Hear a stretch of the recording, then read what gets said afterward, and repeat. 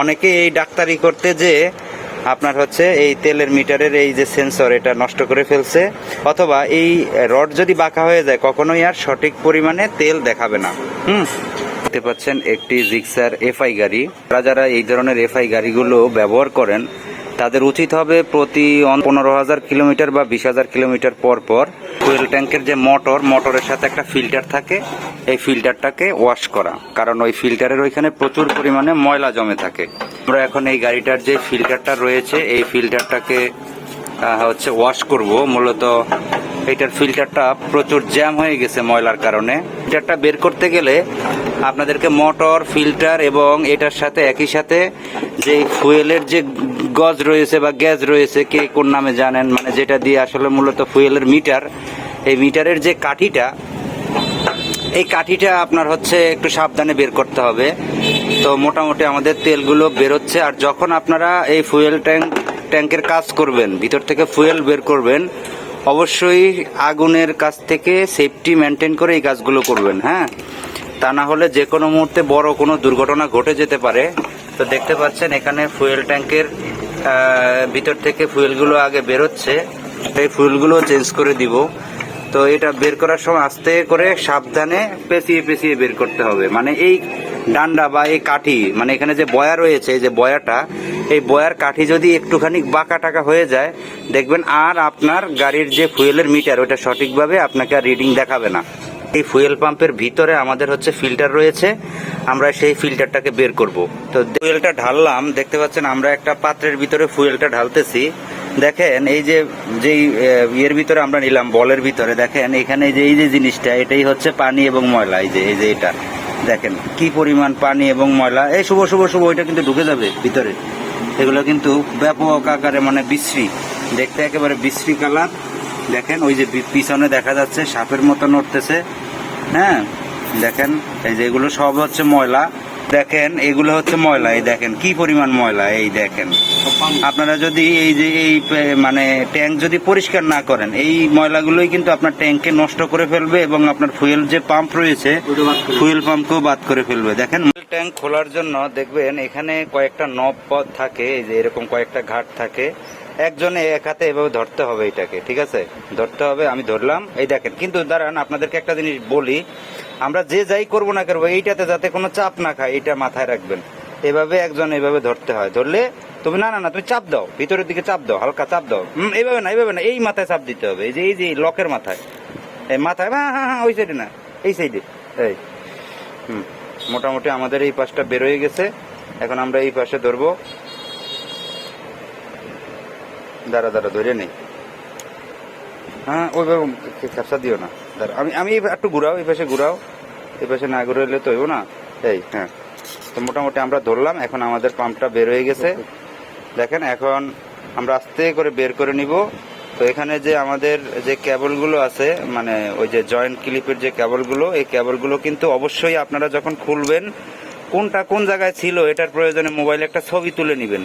তা না হলে এটা যদি রং হয়, আপনার ফুয়েল পাম্পের এই মোটরটা কেটে যেতে পারে বা পুড়ে যেতে পারে।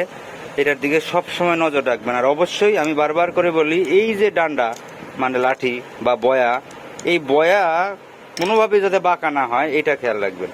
তো আমরা মোটামুটি এই করলাম। এখন দেখেন আমাদের এই যে ফুয়েল পাম্পটা বেরোবে, এই যে আমাদের এই হচ্ছে মোটর। আর সোজা কথা দর্শক, এই যে মোটরটা, এই মোটরটা কিন্তু একটা সাবমার্সিবল পাম্প। হ্যাঁ, আপনারা অনেকে অনেক কিছু মনে করতে পারেন, এটা তেমন কোনো আহামরি গুরুত্বপূর্ণ জিনিস না, কিন্তু এটা একটা সাবমার্সিবল পাম্প। ও সব সময় থাকেই হচ্ছে অকটেন বা পেট্রোলের ভিতরে ডুবে থাকে। অনেকেই বলে থাকবেন যে আসলে তেল গাড়িতে কম থাকলে এই পাম্প পুড়ে যায়। আসলে তেল গাড়িতে কম থাকুক আর বেশি থাকুক ওইটা কোনো বিষয় না। তেল না থাকলে মোটর এমনিতেই ঘুরতে থাকবে, কিন্তু এটা কখনোই এটা পুড়বে না।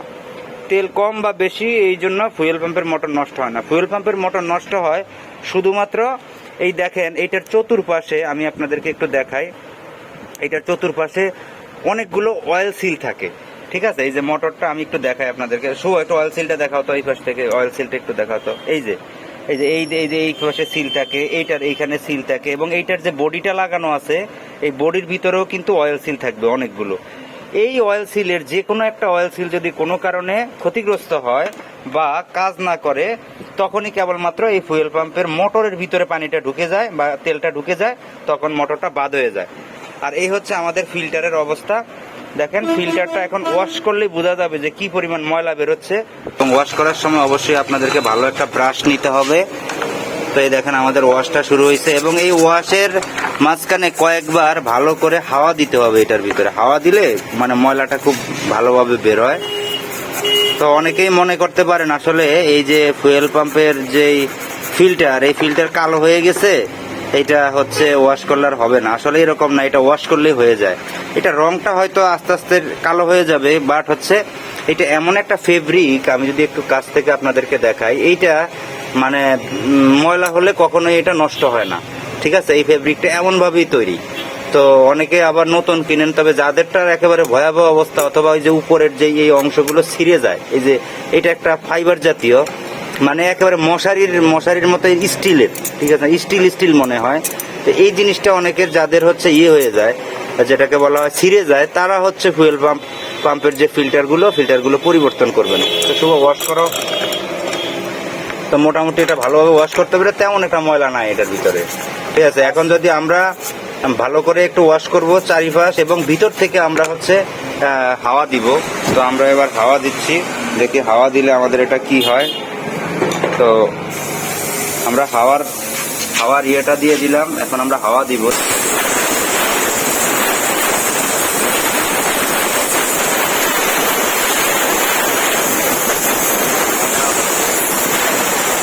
দিলে কিন্তু একেবারে পরিষ্কার, হাওয়া দিলে একেবারে পরিষ্কার। দেখেন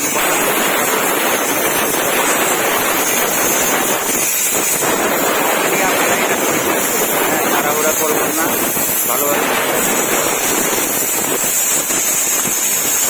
এবার হচ্ছে ইনস্টল করব। ইনস্টল করার আগে অবশ্যই একটা জিনিস চেক করবেন, সেটা হচ্ছে এই যে পয়েন্টটা, এবং এই পয়েন্টের ভিতরে যাবে, এবং এইখানে যে সিলটা দেখতে পাচ্ছেন ভিতরে, এই সিলটা ঠিকঠাক মতো আছে কিনা, এবং সবগুলো সিল চেক করবেন কোথাও কোনো ত্রুটি আছে কিনা, কোন জিনিসটা কোনভাবে ছিল সেটা দেখে খেয়াল করে দেখেন। আস্তে আস্তে করে সব কিন্তু জায়গায় একেবারে ফিটিং হয়ে যাবে। হ্যাঁ, তো দেখেন আমরা আস্তে আস্তে করে এটার ভিতরে সুন্দরভাবে বসিয়ে দিচ্ছি, এবং খুবই সুন্দরভাবে আটকে যাবে, এবং একটার সাথে খুব সুন্দরভাবে ফিটিং হয়ে যাবে।